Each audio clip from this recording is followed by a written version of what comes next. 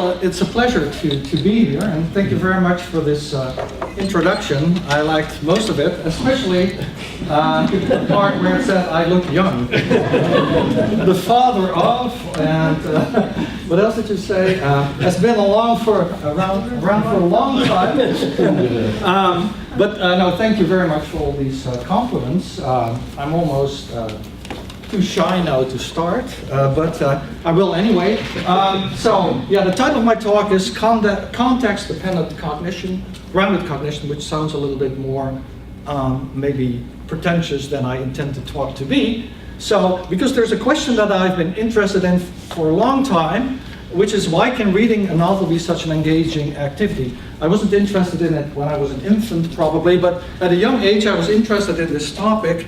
And I think it's still, so, you know, you mentioned that I was, you know, involved in all these different topics, but I often tell myself, well, what I'm really interested in is how people understand language and how they can be engaged in novels, when novels, in fact, are just black marks on white paper. So, so that's the guide in question. Now, Anita put up a similar picture already this morning. I stole this one from Gordon Bauer, and it basically captures in a nutshell what I'll be talking about.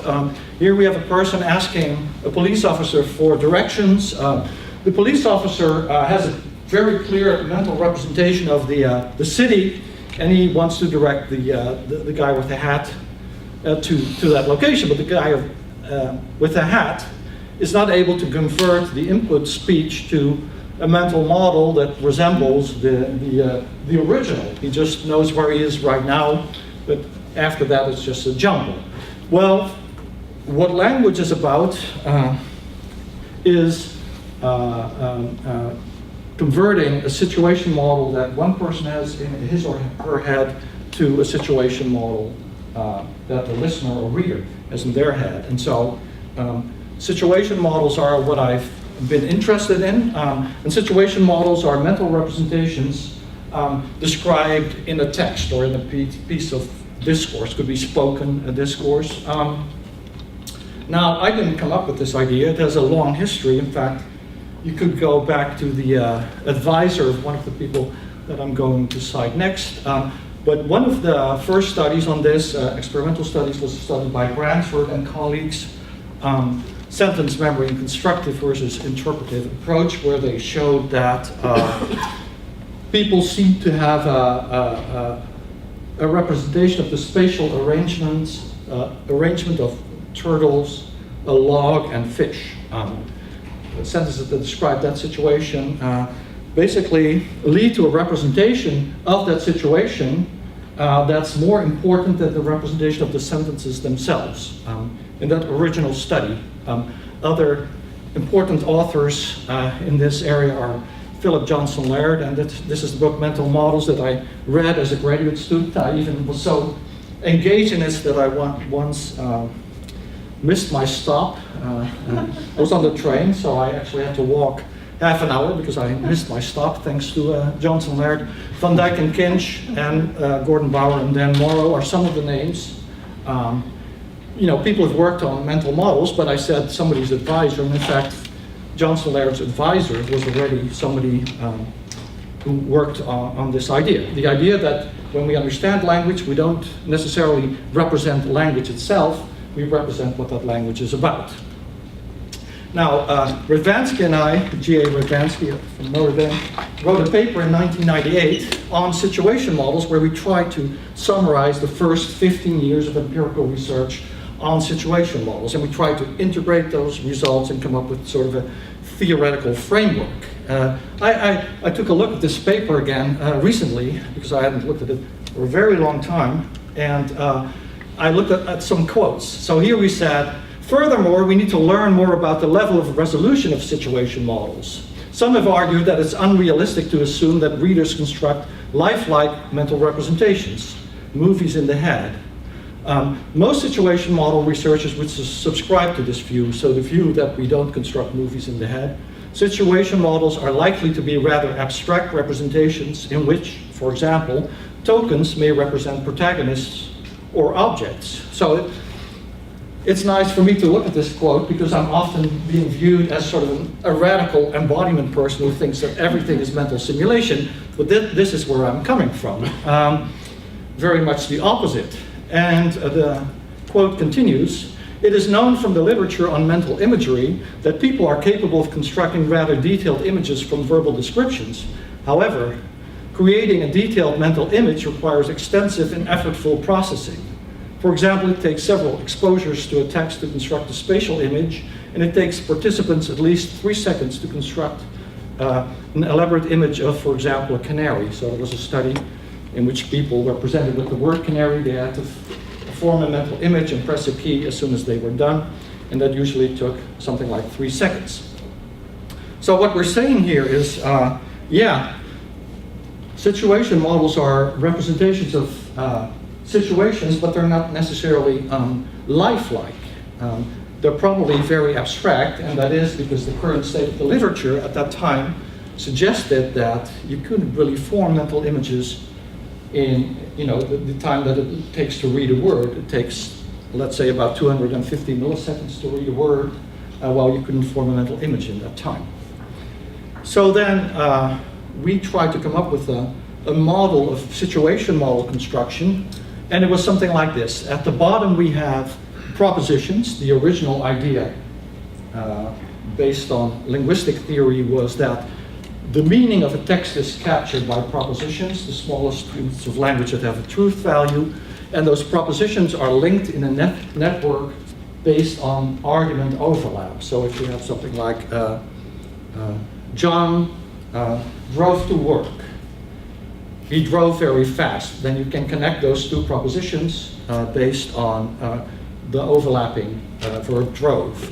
So you can create a propositional network like that, and people like Kinch and Van Dijk have shown that networks like that can predict recall for a text.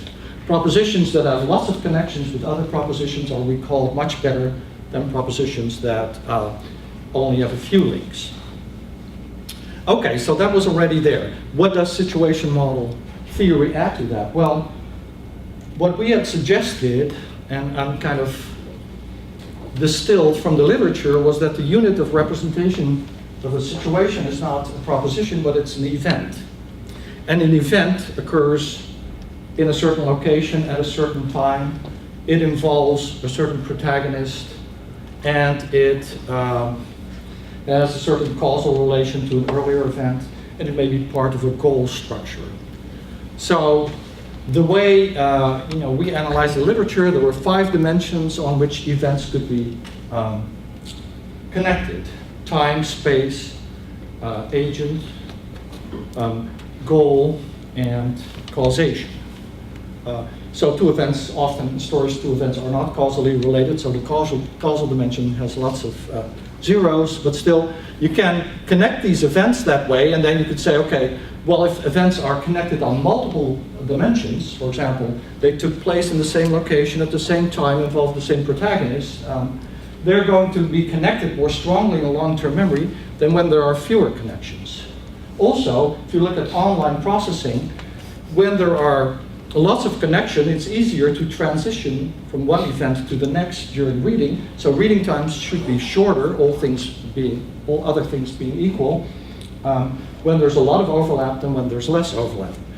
So there's another network here that has event nodes, and it basically connects up with the propositions. If you really summarize our ideas from that paper, this is the idea. So based on this idea, I ran some studies with colleagues. So there's one study we did in psychological science in 1995 with Art Gracer and Mark Langston, in which we had people read stories, and we took verbs from the stories afterwards, and we asked the subjects to indicate how related these verbs were. And we had the hypothesis that the number of event links would predict the perceived relatedness. And so that's what we found. So when events were related on 0 dimension, they were unlikely to be perceived as related, and when they were connected on 4 dimensions, they were perceived as being strongly related. We didn't have any events, I don't think, that were connected on 5 dimensions, and these are 3 different experiments. So they all show the same pattern. No, so that tells us something about the role of event links with regard to long-term memory. But there are also effects on reading time. So these are experiments we did with Mike Rink and Dave Terrio in my postdoc, in which we manipulated events on 3 dimensions. Subjects read stories where sentence 2 could be related to sentence 1 on all 3 dimensions, time, space, and protagonist, on only 2 dimensions, 1 or 0. And what we found was that the number of dimensional shifts, this is kind of backwards, so if there are 0 shifts, so sentence 2 is the same as sentence 1 on all of these dimensions, then reading times per syllable are faster than when there's 1 shift. For example, we shift to a new time an hour later, and even longer when there are 2 shifts and 3 shifts. So by and large, this idea was supported that event links are important with regard to how language is processed online and how it's represented in long-term memory. So I was happily doing experiments on this, and then I submitted a paper to Memory and Cognition, and a reviewer asked, but what's in these notes? I mean, it's nice all this stuff, but what's in the notes? And I thought, well, I'm trying to get tenure here. Why pick on me? Everybody's using nodes and links, and why me? So the guy who picked on me was this guy, Art Glenberg, and this is a picture I took of him in Italy when we were sailing. I didn't push him overboard because I thought, well, he has a point. You know, we are just talking about links between empty nodes, and so in a nutshell, of course, that's the grounding problem. We have a network of nodes that signify nothing, and we can only talk about the links between them. So then Art Glenberg had written a paper on embodied cognition in 1997, behavioral brain sciences, that we couldn't make any sense of. So I don't know if I'm the only one, but in our lab, nobody could make sense of that paper. But then there came a paper 99 published by Larry Barcelow on perceptual symbol systems that seemed to make a lot more sense. And this is kind of a more easily digestible version of it. And it seemed to be the solution to our problems, because Barcelow was saying, well, you know, we represent information in terms of perceptual symbols. We have a whole perceptual symbol system that has a lot of the features that amodal symbol systems have, but it preserves information about the original experience, the visual experience of a car, the motor experience we may have in certain things, gustatory, and so on. So because it preserves that, it can, during later processing, that experience can be reactivated. So we have this analog information about the shape of objects and so on. Most importantly, Barcelow said, perceptual symbols are not like mental images. Mental images are conscious and require conscious effort. They're slow, but perceptual symbols are automatically activated. They're not resource consuming. So that then seemed to solve the problem that we have with the situation model paper. Now we could have our cake and eat it too.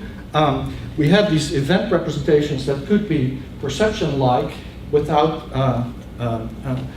you know, contradicting what we knew about online processing. That was kind of our thinking. Then Carol Madden, my graduate student, and I wrote a chapter in a book that my now colleague Diane Pochet and I edited, in which we basically took this very simplistic approach that just as objects in the environment are associated, so a dog is associated with a bone. We often see them together. We see a dog and a leash together, and so on. So the words referring to these objects or entities will also become associated. So that means that if you hear the word leash, it might prime dog, but it might also prime a picture of a dog, or a visual representation of a dog, I should say. So we have basically linguistic representations that may also be grounded in perception and action. So we have a motor representation for writing a word or typing it, a visual representation, an auditory representation, a motor representation for articulating it, and all of those are associated, and then the associate, and there are experiences that are associated with other experiences, namely experiences of dogs, cats, and so on. There was more to the paper, but this was the basic idea, and I'm just mentioning this because critics of me, notably my former student Max Lauwersen, likes to point out, well, we can explain these effects by word associations, and so what are you talking about? And then I'd like to say, well, I already said that before you did, and the reason that we're finding these effects is that you are finding these effects is not because there's something magical to word associations, but because language mirrors the world. So if two things co-occur in time and space, people tend to talk about them together, and that's why they co-occur in language. Anyway, I like Max very much, but I sometimes find this a little irritating. Okay, now I'm going to make a big jump to Greek mythology. Well, basically, no, it's the Odyssey. So, Homer. So here we have Odysseus on his ship, and he's trying to navigate between the Scylla and the Charybdis. One is a maelstrom, and the other one is a bunch of monsters. And so he needs to be able to navigate between them, and he's able to do so while he's losing some of his crew to the maelstrom, but in this picture, but by and large, he's getting by. And I think theories of cognition are having the same problem. So we've already talked about one of the monsters, let's say the Scylla, which is the grounding problem, but then we also have the scaling problem. And the scaling problem is, so if we assume that all our representations are grounded in experience and perception and action, is that really enough to talk about all feats of human cognition, like understanding, abstract discourse? Some people argue yes, but some people are skeptical. And I guess I've become one of the skeptics. And I'm not the only one, because here's Michael Arbut, who was, as far as I know, always sort of on the side of the embodiment people. But in a recent paper with two colleagues, he said the following. He said, how would we explain the meaning of the concept of justice to a child? Well, that's a problem, right? Because justice doesn't have a single experience associated with it. And he says, typically by mentioning situations that can be taken as instantiations of justice, children receiving each the same amount of sweets, a thief having to pay for stolen goods, a killer being locked away for life for his killings, crucially, without concrete examples of situational instantiations or action perception of manifestations, it's hard to see how an abstract meaning or concept could be introduced to a language learner lacking similar concepts in the first place. So the language user doesn't have these other concepts, so how can they be used to explain the concept of justice to that person? And they go on to say, but a whole tower of abstraction must be built, which the above excerpt glosses over. Consider the thief having to pay for stolen goods.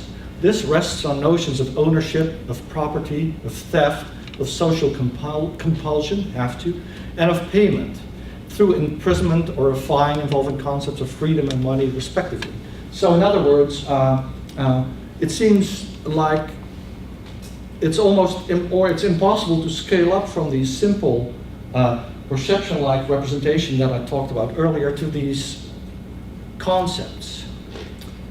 When these concepts are presented in isolation, and I'll return to that.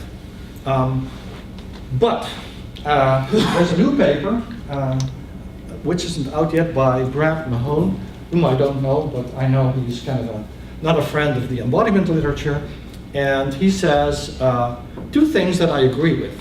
Well, one and a half thing that I agree with, and the rest I don't. So one of the things he says is, and I like it, is the current discussion about grounding conflates two things. One is two questions. One is, how are concepts represented in the brain? So do concepts involve sensory motor aspects, and are they obligatorily activated whenever a word is read, or is it context dependent? That's one thing. But then the other one is, and are those activations or those representations essential to the meaning of the concept? And the other question is, are sensory motor representations involved in comprehension? And that's really the question that I'm interested in. So I thought, that's nice. I only have to focus on that one.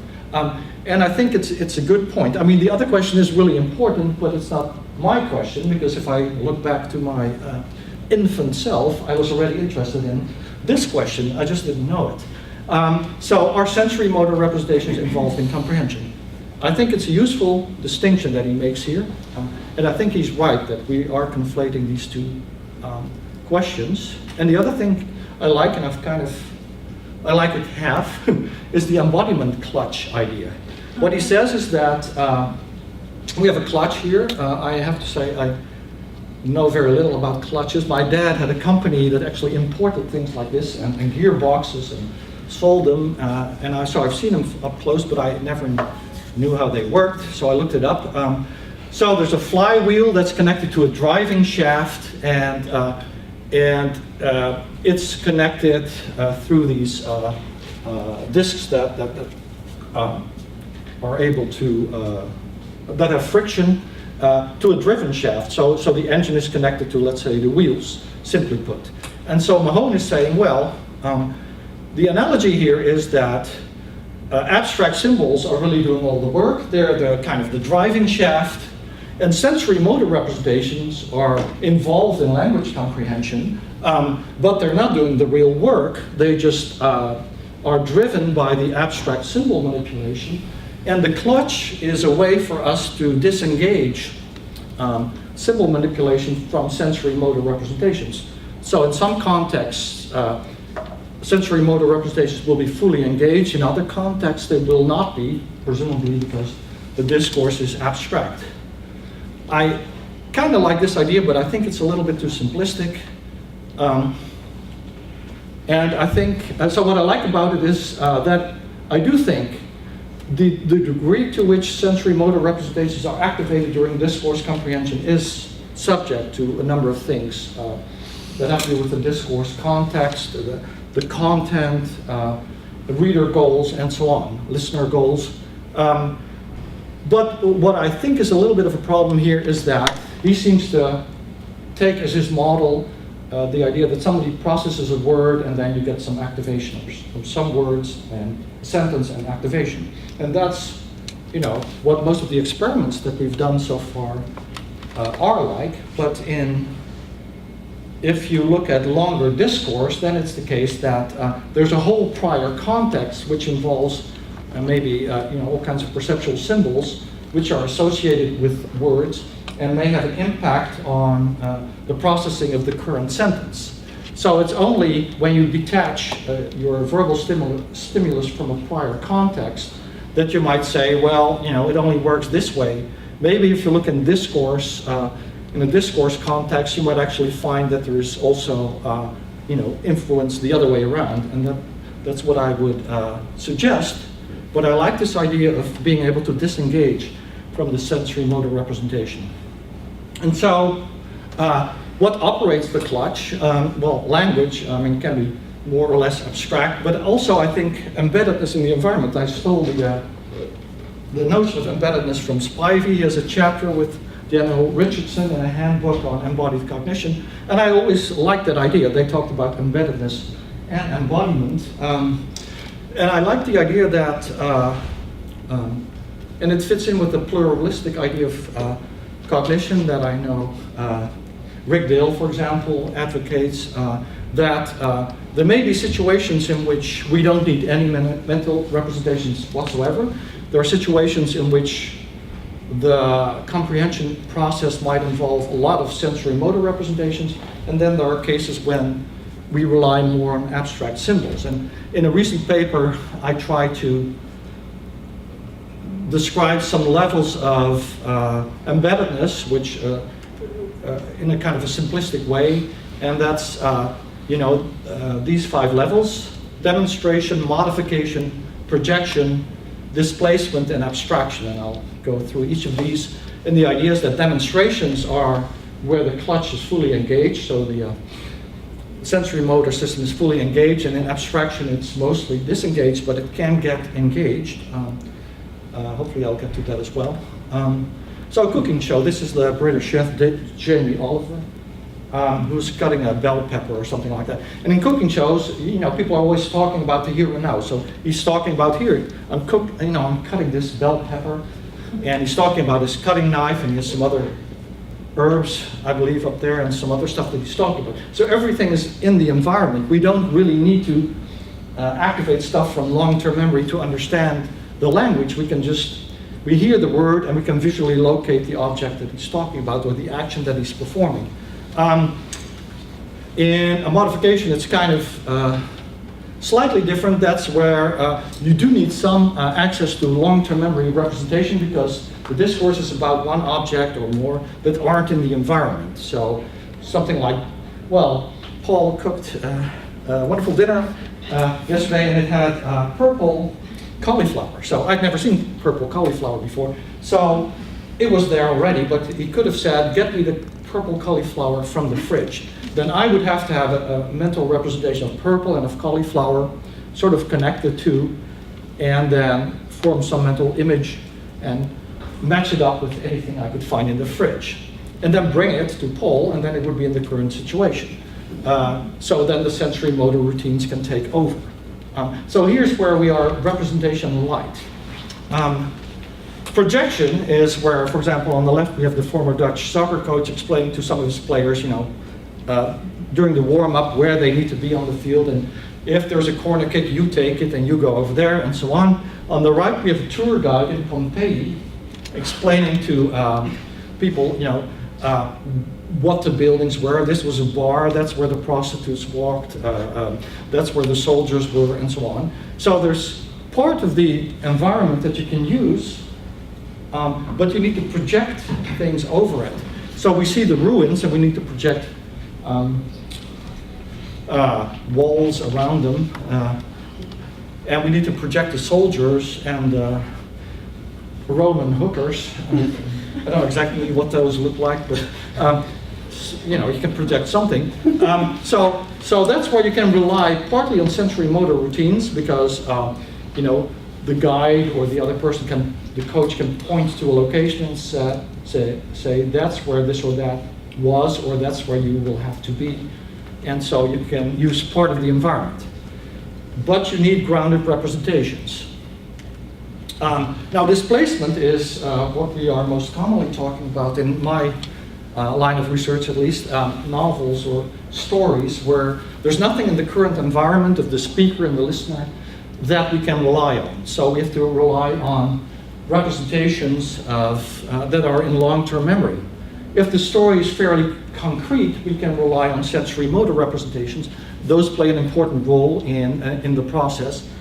If, on the other hand, discourse is abstract, then we don't have those sensory motor representations. Now, Gödel-Escherbach is not a really good example, because there are dialogues in there between Achilles and the turtle, or the tortoise, yeah, which are, of course, rather more concrete, but there's very abstract discourse in there as well about recursion and so on. So that's where we have to rely mostly on abstract representations. However, we can jump to more concrete levels. For example,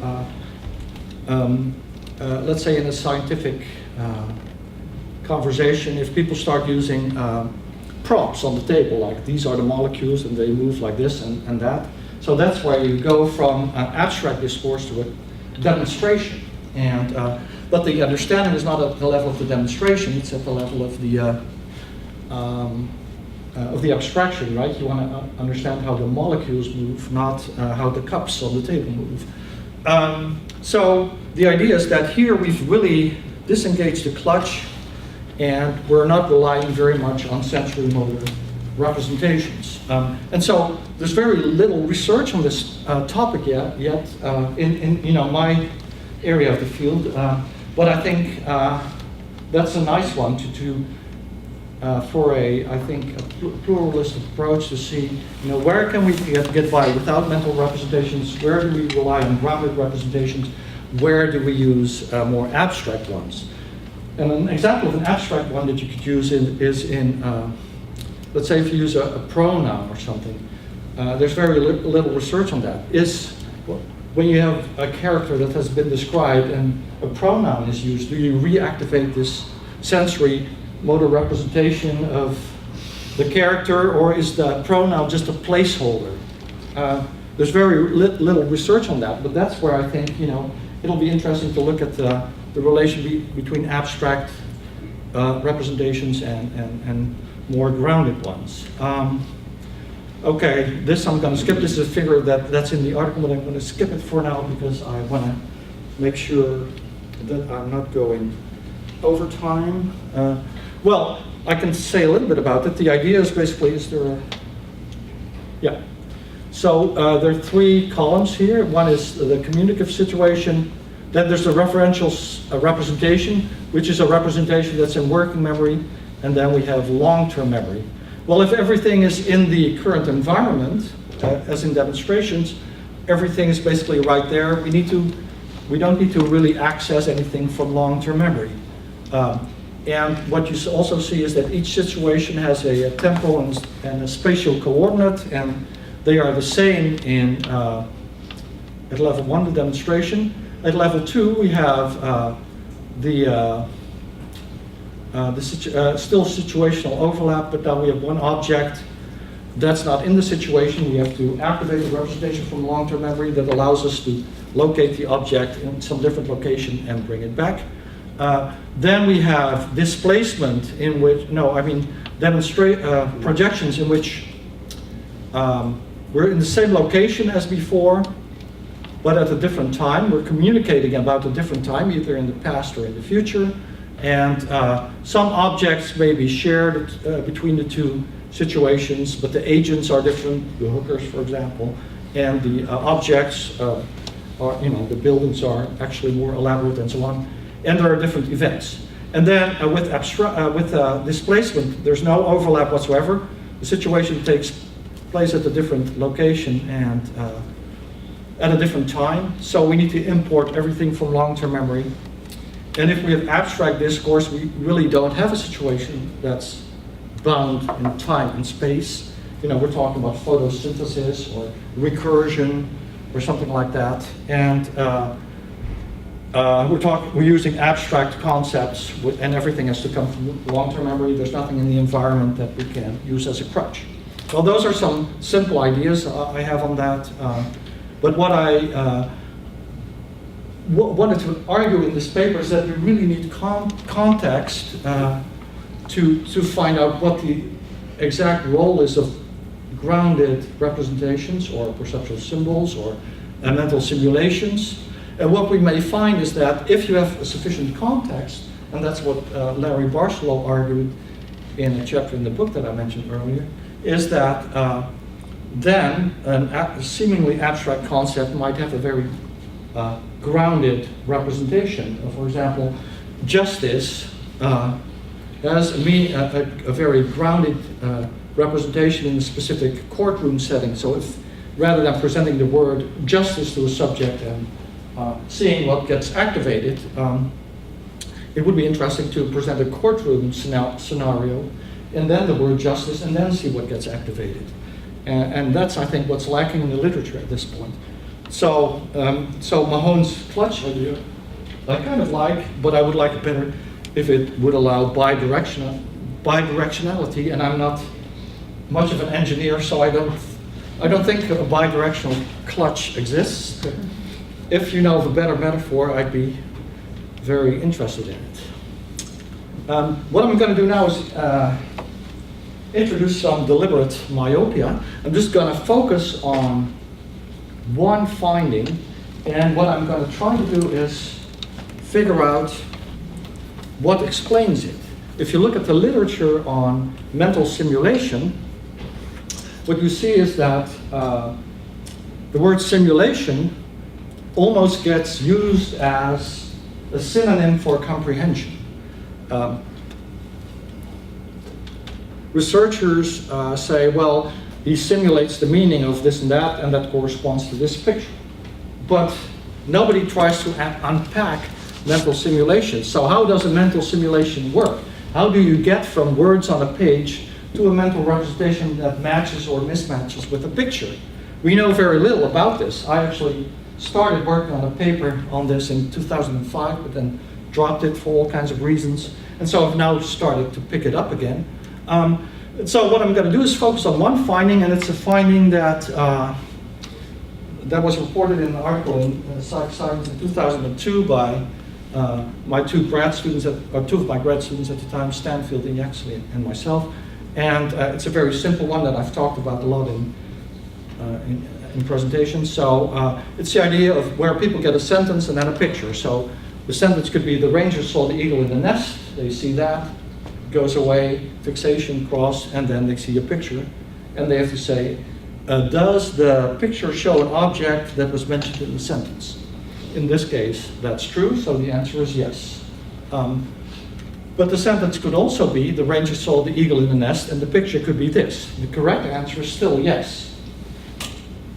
But the prediction from perceptual symbol theory or mental simulation theory would be that the yes response is faster in this condition because the sentence implies that the eagle is a certain shape. And so it's faster in this condition where that implied shape is matched by the picture than in this condition. So the idea is not that the sentence puts a picture in your head, but the idea is that the sentence results in a pattern of activation, and that the picture results in viewing the picture results in a pattern of activation, and those patterns are more similar in the match condition than in the mismatch condition. Match and mismatch are used in relative terms, so that it's not an absolute match or an absolute mismatch, but it matches more or it matches less. Now you could say, okay, but maybe people just recognize this picture faster than the other one because this looks more like a flying eagle. But we controlled for that because we also had sentences that had the ranger saw the eagle in the sky, and so then this would be a mismatch and this would be a match. But in both cases, the correct answer was yes. Now, what I have here is a meta-analysis that involves 1,400 subjects, and it involves the original study, which is, oh, shoot, I'm not very good at using this yet, here. That's the original study. It shows the match effect, so the difference in response time between match and mismatch. The vertical line, the y-axis, is a 0, so that's where match and mismatch are identical. The green boxes are the average difference. So when it's to the right, it means there is a, oh wait a minute, but this is, wait a minute, I'm going the wrong way, sorry. We need to be here. Okay, so here we have the original effect. It was about 64 milliseconds. Match was faster than mismatch, and these are the 95% confidence intervals. That's the original study. Now, we have other studies here that were performed by other researchers. This is a study that we did with younger subjects, older subjects found the same effect. This is a study with older subjects, we found the same effect. This is a study that Sion Weilock did in Chicago, in Ohio, with ice hockey players who found the same effect. And so there are something like 16 or 18 experiments that I know of that have used this paradigm and performed replications of the original study. And what we have here at the bottom in red is the result of the meta-analysis. And so I'm kind of pleasantly surprised because the meta-analysis shows almost exactly the same effect as the original study. There's some studies that showed huge effects. Those were with Japanese subjects and with older adults. I don't know whether, there's a pattern to that, but you find the effect with children and in different languages. In an online sample on Mechanical Turk, the size of the square indicates the weight of this particular study in the meta-analysis. The bigger the square, the more weight, and weight is determined by the size of the end of the experiment and the amount of variability. So overall, a strong effect. So that's why I think it makes sense to figure out what's going on in this study, because we know, it's a robust effect. In fact, you would expect some studies to not show the effect. I'm not familiar with those studies, but they might be there. You know, you would expect some studies not to show the effect. So I'm not cheating, these are all the studies that I know about this. So some people say, well, maybe subjects use special strategies. So, you know, they knew they were going to see a picture, so they tried to form a mental image of the sentence, and then when the picture came, they would be fast, but it would be if it was a match, it would be an unusual effect. It's something that they're doing, that task that doesn't resemble normal comprehension. There's several arguments against that. One is that if you use that strategy, it's counterproductive in half the cases, because in half the cases, the picture that was shown was not in the sentence, so the correct answer was no, I mean. So if you had formed a mental image of the sentence, it was not useful. And then in the mismatch condition, it's also not quite useful. So you have, in fact, 25% in which that would have been a useful strategy. But there's stronger arguments against these special strategies, against that argument, and that is, for example, a picture naming experiment. In that original paper, we did an experiment which was almost the same as the first experiment, but the difference was that now the subjects only had to name the picture. So they didn't have to compare the picture to the sentence, they just had to say eagle when they saw the picture. And we, in the original study at the top, found the effect. Then here we have a recent paper in Psych Science by people claiming, you know, not to have found the effect in one experiment, and then in another experiment they claim to have found the effect, but it was due to special strategies, they say, because they instructed the subject to imagine the content of the sentence. Well, in fact, my argument was, in also a Psych Science paper, well, that you didn't find the effect here is because your power was too low, because you used too few subjects. Here you use twice the number of subjects, and now your power is larger, and that's the only difference, because your confidence intervals overlap. And so if we take the first two experiments, then already we have a significant meta-analysis, but if we include other ones, then we get a significant effect in the meta-analysis. It's smaller than with recognition or with verification, but it's there. And so in a naming task, it's even less useful to use a special strategy. But there's a better way to rule out special strategies, and that's to reverse the process. So we've done experiments in which people first get a bunch of pictures and words, and they have to say whether the picture matches the word. And so in one condition, people would see the word eagle and then a picture of a flying eagle. Yes, they match. They would see lots of other pictures.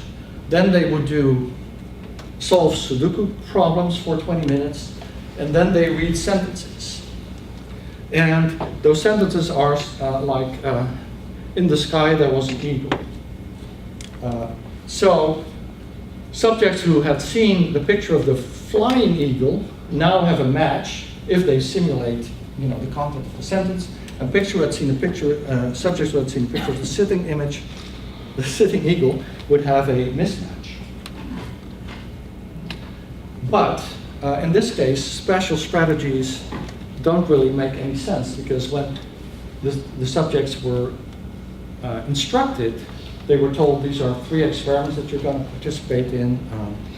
The first one takes this many minutes, the second one this many minutes, and so on. They didn't know that the first and the third one were related. Also, the first experiment contained lots of pictures that were not mentioned in the sentences later on, and lots of the sentences didn't contain any words that refer to the pictures. So none of the subjects knew that the 2 experiments were related, but what we found in one study in which we used ERPs, so we had subjects first go through this picture task, then do the Sudoku, and then read sentences one at a time, and we measured the N400, which is the amplitude of which is an index of how easy it is to integrate a word with a sentence. And so if we have a sentence like the rain in the sky there was an eagle, then our prediction would be that if people perform a mental simulation, it should be harder to integrate the word eagle with the rest of the sentence. If you've seen a mismatching picture than when you've seen a matching picture, and if it's more difficult to integrate, the N400 amplitude should be larger. And that's what we found in a paper with a colleague and a graduate student a few years ago. We found basically this. I find EEG pictures hard to interpret. So we basically found a larger N400 amplitude after mismatching pictures. And then I looked in my file drawer where, typically people keep experiments that didn't work out, and I found this experiment. We had done a similar experiment, but now with eye tracking. I completely forgot about it because this was right before I moved to the Netherlands, and we never completed it. But it was basically the same paradigm, pictures, Sudoku reading, but now we measured eye movements, and what we found was, I think it was only in the total viewing duration, we found that if the sentence was in the sky there was an eagle, or in the sky an eagle was soaring above the valley. We'll make the text a little bit longer. We find that the effect was still there, the match effect. The flying eagle was fixated for a shorter amount of time than the mismatching picture. So that kind of supports the EEG data, and it suggests that people were not performing using special strategies, to get these effects that I talked about earlier. So what's another explanation for these effects? Well, one explanation is a very simplistic one, but it might be viable. I'm not against it so much, and it relates to what I was talking about with one of you earlier this morning about negation. So I can use a Google analogy to show you what I mean. So suppose you get the words eagle sky. Suppose people aren't performing a mental simulation in the sense that they are performing a composition. They're putting the eagle in a certain location and it gets a certain shape. Suppose it's just simple associations. The word eagle activates representations of eagles, visual ones. Sky activates representations of skies, but the pair, eagle sky, will activate representations of flying eagles, because we have experiences of people saying, look, there's an eagle in the sky. So how does this work? Well, if I type in the pair eagle sky in Google, the first 5 images I get are like this. If I type in eagle nest, well, actually I discovered later that these two are just the same, but one is in your image. But still, those are, the first 10 or the first 20 will be like this. If I type in eagle nest, I get this one.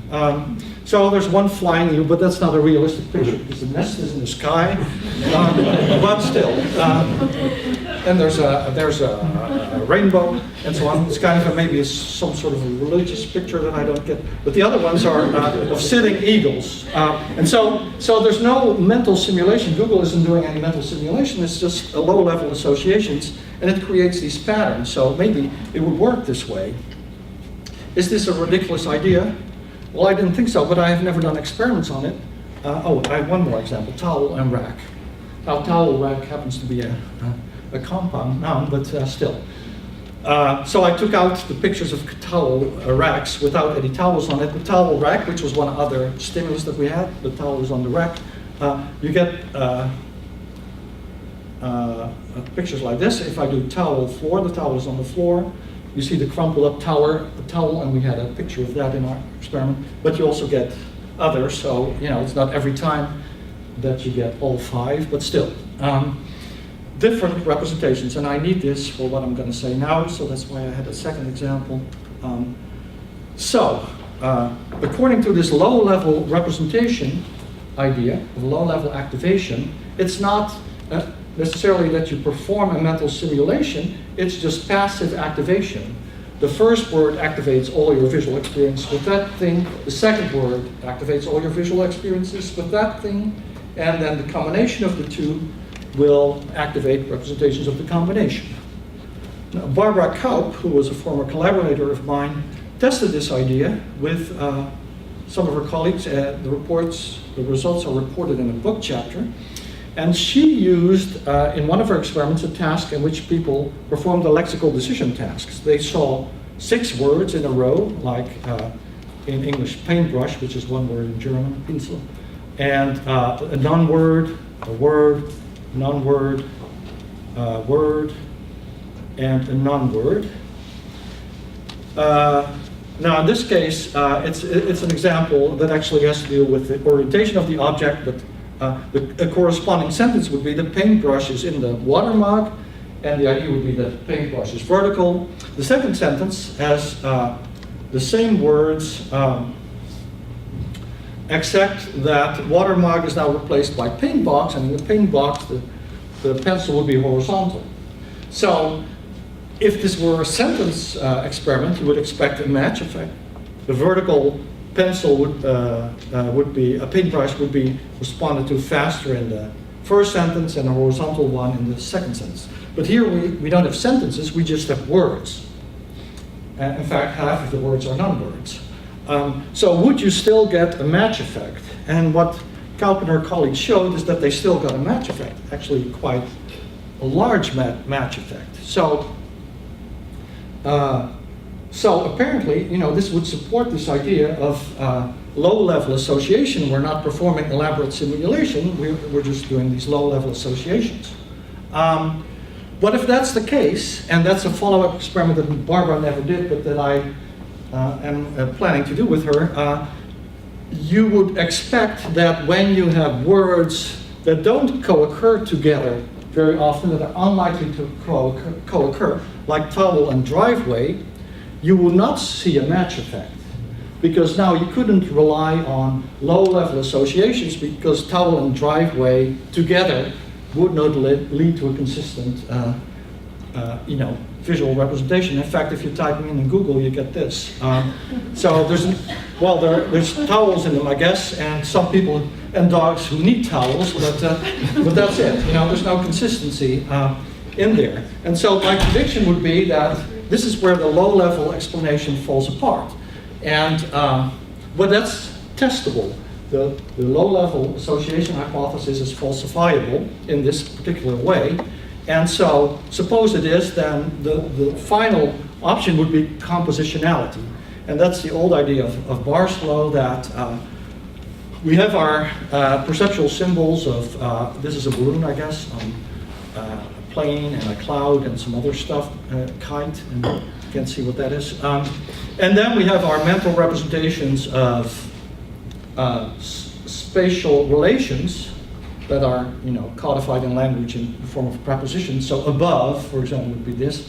There are 2 entities, the focal entity and some other entity, and the focal entity is above the other one. And so now we can combine all these representations to form mental simulations. So if we say the plane is above the cloud, then the plane takes this spot in the above relation, and the cloud takes this position. If we say the cloud is below the plane, then in fact this would be the focal entity, would have the thick line, this would have the thin line, but you could see how everything fits together that way in perceptual symbol theory. So you might ask, well, is there any evidence for that? Well, there's some early evidence by Art Glenberg and David Robertson, and also converging evidence in an N400 study by colleagues from the Max Planck in Nijmegen. And what they found, what they did is they presented subjects with stories like this. The boys found a canoe in the spare room. I mean, it seems like hard to miss in a spare room. With this, they wanted to go canoeing, what a surprise, on the canal, whatever the cost. The fact that they could not find the paddles did not lead them to make up their mind. According to the boys, you do not at all need them. It's kind of a weird story, but anyway.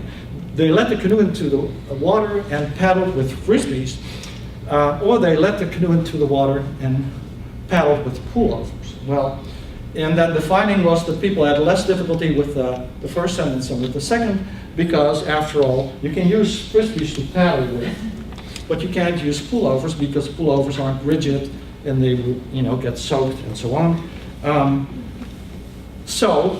This suggests that if you have words that have low associations like frisbees and paddling, you can still get these grounding effects.